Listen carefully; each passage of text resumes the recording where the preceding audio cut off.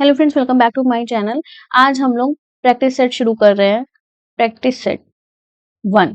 ठीक है, question start करते हैं। Question 1, government of India act 1935 को किसने दास्ता का नया अधिकार पत्र कहा?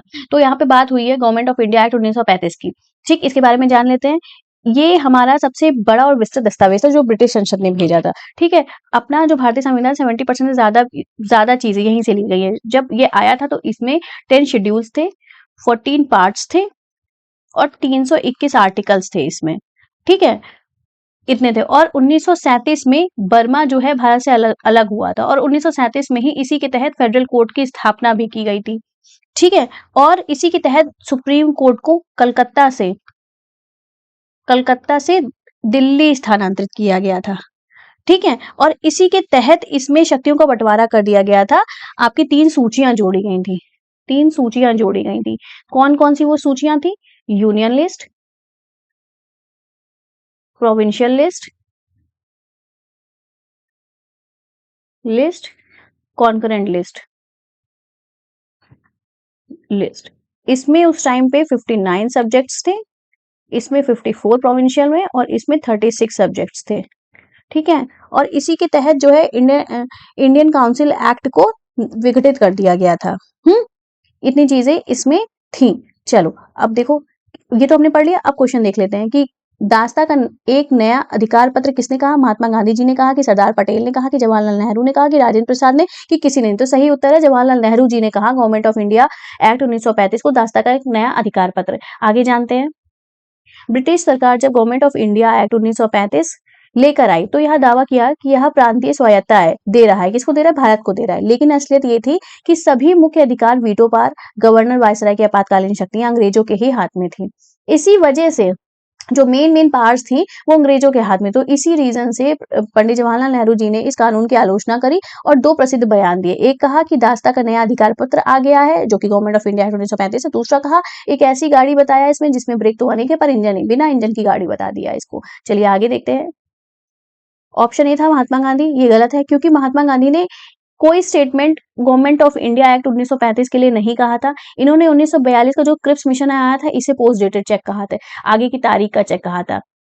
जवाहरलाल नेहरू उत्तर बिल्कुल सही है। इन्होंने ही 1935 के अधिनियम को दास्ता का नया अधिकार पत्र बोला था और बिना इंजन की गाड़ी बताया था। सरदार पटेल गलत है, सरदार वल्लभ भाई पटेल गलत है क्योंकि इन्हें ना इंटीग्रेशन के लिए जानते हैं कि एकीकरण के लिए, इंटीग्रेशन ऑफ स्टेट्स, और इन्हें लौह पुरुष के रूप में भी जाना जाता है। राजेंद्र प्रसाद भी गलत है क्योंकि डॉक्टर राजेंद्र प्रसाद हमारी संविधान सभा के स्थायी अध्यक्ष रहे हैं। ठीक है, इनका जो रोल है वो ये है। ठीक, इन्होंने कुछ भी स्टेटमेंट्स नहीं दिए, जबकि यद्यपि उन्होंने भी इस कानून की कमियों पे बात की थी, लेकिन यह विशेष शब्द जो दास्ता का नया अधिकार पत्र है ये नेहरू जी का ही था। आगे मूव करते हैं।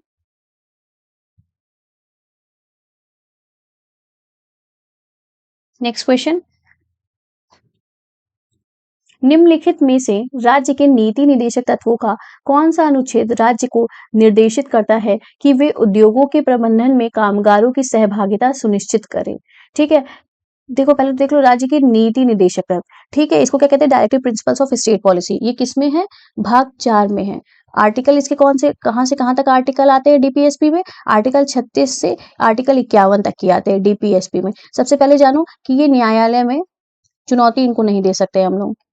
ठीक है, चुनौती नहीं दे सकते, ये वाद योग्य नहीं होते हैं, ये वाद योग्य नहीं होते हैं।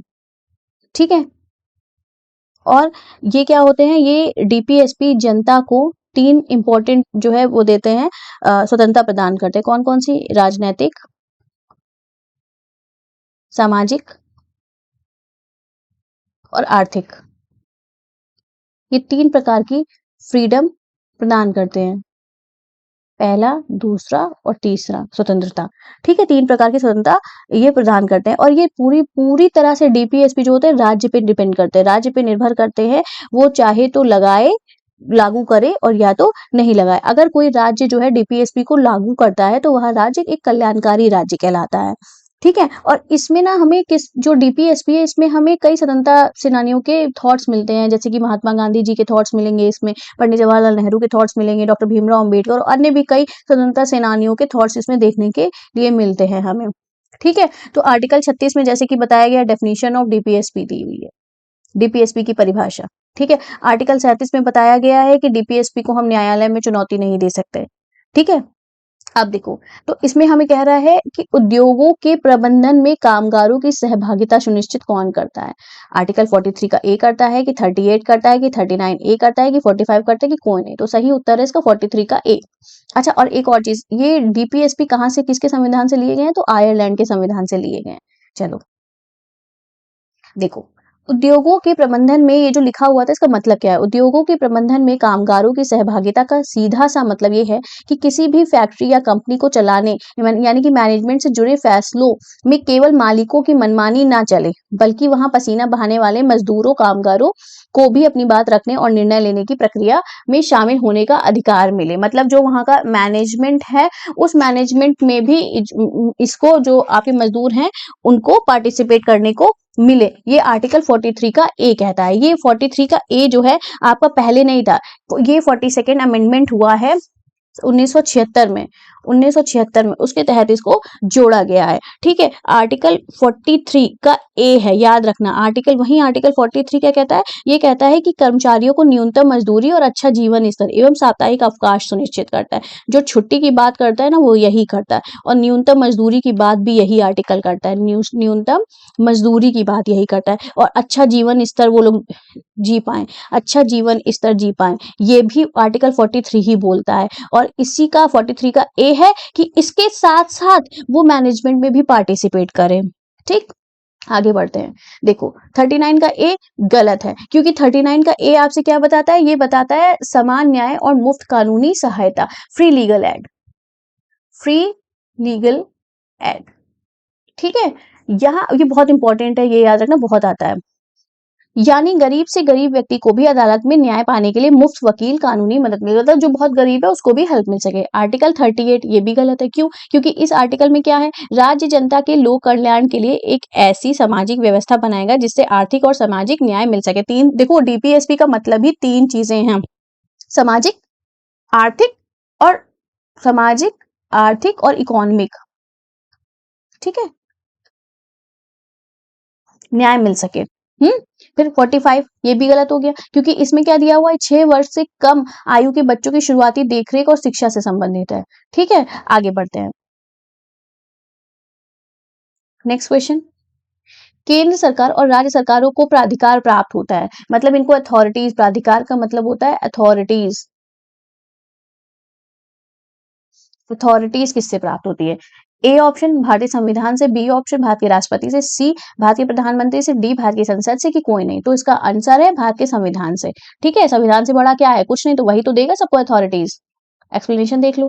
प्राधिकार यानी अथॉरिटी का मतलब, अथॉरिटी का सरल अर्थ होता है शासन चलाने और नियम कानून बनाने की शक्ति। जो लोग शासन चलाते हैं और नियम कानून बनाते हैं उसकी पावर। तो भारत एक संवैधानिक लोकतंत्र है। ठीक, हमारे देश में सबसे ऊपर ना तो कोई राजा है, ना राष्ट्रपति है, ना प्रधानमंत्री और ना ही संसद है। सबसे ऊपर कौन? भारतीय संविधान, तो वही तो देगा। तो भारत में संविधान ही सर्वोच्च है। देश का कोई भी पद, संस्था, संसद या सरकार संविधान से ऊपर नहीं। सबको शक्ति संविधान से ही मिलती है, तो संविधान ने ही इसको अथॉरिटी दे रखी है। आगे बढ़ते हैं नेक्स्ट क्वेश्चन में। भारत का संघीय न्यायालय निम्नलिखित में से किस वर्ष स्थापित किया गया था? ऑप्शन ए 1935 में, ऑप्शन बी 1939 में, ऑप्शन सी 1946 में, ऑप्शन डी 1947 में, ऑप्शन ई उपयुक्त में से कोई नहीं। अभी हमने सबसे पहला क्वेश्चन आपको पता है, गवर्नमेंट ऑफ इंडिया 1935, इसी के तहत जो है फेडरल कोर्ट की स्थापना की बात कही गई थी, संघीय न्यायालय की बात की गई थी, लेकिन कब स्थापित होना था? 1937 में बनता। तो 1935 गलत हो गया पहला। 1939 क्या था? 1939 में सेकेंड वर्ल्ड वॉर हुई थी, सेकेंड वर्ल्ड वॉर का समय था ये। और इसी मुस्लिम लीग ने मुक्ति दिवस भी बनाया था 1939 में। ठीक है, तो ये भी नहीं होगा। ठीक है, और ये 1946 का दौर था जब कैबिनेट मिशन हो रहा था। 1947 में अपना देश आजाद हुआ। तो इसका सही आंसर क्या होगा? उपयुक्त में से कोई नहीं। आगे बढ़ो, देखो एक्सप्लेनेशन दे रखा है। प्रावधान, भारत सरकार अधिनियम 1935 के तहत भारत में संघीय न्यायालय यानी फेडरल कोर्ट बनाने का प्रावधान किया गया था। इसकी स्थापना कभी? यहाँ न्यायालय 1 अक्टूबर, डेट याद कर लेना, इंपॉर्टेंट है। 1 अक्टूबर 1937 को नई दिल्ली में स्थापित किया गया। इसके प्रथम न्यायाधीश कौन थे? इंपॉर्टेंट है, इसके मुख्य न्यायाधीश सर मॉरिस ग्वार बने थे।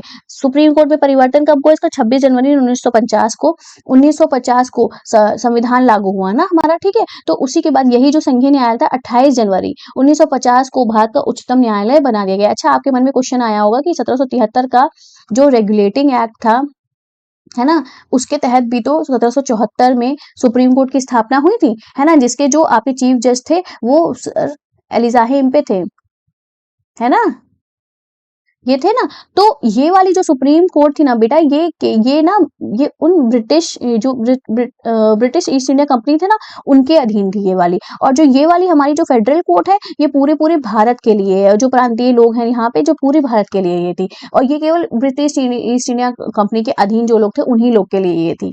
ठीक, आगे मूव करते हैं। देखो 1939 गलत हो गया, इसमें द्वितीय विश्व युद्ध हुआ था, संघीय से संबंध नहीं है। 46 गलत हुआ, कैबिनेट मिशन आया था, ये सब संविधान सभा का गठन हुआ था। 47 में हमारा देश को आजादी मिली थी। आगे मूव करो। पंचायतों के लिए कराए जाने वाले सभी निर्वाचनों के संचालन का अधीक्षण, निर्देशन और नियंत्रण निहित होता है। मतलब कौन ये सब देखता है, जो पंचायतों के चुनाव होते हैं, क्वेश्चन ये कहना चाह रहा है। ठीक है, तो ऑप्शन ए राज्यपाल देखता है, कि भारत का निर्वाचन आयोग देखता है, कि जिला पंचायत राज अधिकारी देखता है, कि राज्य निर्वाचन आयोग देखता है, कि कोई नहीं देखता है। तो सही आंसर है राज्य निर्वाचन आयोग। देखते हैं इसके बारे में। गांव के पंचायती चुनाव जैसे कि ग्राम प्रधान, जिला पंचायत सदस्य आदि की वोटर लिस्ट बनाना, चुनाव कराना, कई काम होते हैं ना, उन पर नजर रखना, अधीक्षण, निर्देशन और नियंत्रण को पूरा अधिकार किसके पास होता है? तो हमारे संविधान में 73वां संविधान संशोधन होता है 1992, उसके द्वारा अनुच्छेद 243 के देखो जोड़ा गया है 243 ए से ओ तक की, उसी के मध्य में 243 किया जाएगा, जिसमें ये बात कही गई है कि इस अनुच्छेद के तहत हर राज्य में एक स्वतंत्र राज्य निर्वाचन आयोग होगा, के गठन का प्रावधान किया जाएगा, जिसका मुख्य काम क्या होगा? पंचायतों और नगर पालिकाओं का चुनाव संपन्न कराना इसका काम होगा, और राज्य निर्वाचन आयोग को राज्यपाल ही नियुक्त करेगा। ठीक, आगे बढ़ते हैं। देखो तो राज्यपाल गलत हो गया, राज्यपाल राज्य निर्वाचन आयोग की नियुक्ति करता है, इसी के तहत करता है, लेकिन चुनाव कराने पर उस पर नियंत्रण रखने का प्रत्यक्ष काम राज्यपाल का नहीं होता। भारत में निर्वाचन आयोग, ये भी गलत हो गया, क्योंकि बहुत से छात्र सोचेंगे कि चुनाव का काम तो केंद्रीय चुनाव आयोग का होगा, इसमें बहुत कंफ्यूजन होगी कि भाई ये तो केंद्रीय चुनाव आयोग का होगा ना, लेकिन भारत का निर्वाचन आयोग जो कि अनुच्छेद 324 में, ये केवल राष्ट्रपति, उपराष्ट्रपति, सांसद यानी कि लोकसभा, राज्यसभा और विधायक यानी कि विधानसभा और विधान परिषद के चुनाव कराता है। यहाँ स्थानीय निकाय, ये लोकल बॉडी है ना आपकी पंचायत, तो उसका चुनाव नहीं कराता है। ठीक है, पंचायत का चुनाव नहीं कराता है। जिला पंचायत राज अधिकारी ये भी नहीं कराता है। जिला पंचायत राज अधिकारी जिले के स्तर पर पंचायत विभाग का एक प्रशासनिक पद है, प्रशासनिक अधिकारी होता है। चुनाव कराने का संवैधानिक प्राधिकार इसके पास नहीं होता। ठीक है, समझ गए? चलो मिलते हैं नेक्स्ट वीडियो में। Thank you for watching. ऐसे ही प्रैक्टिस हम आपके लिए लाते रहेंगे छोटे छोटे से।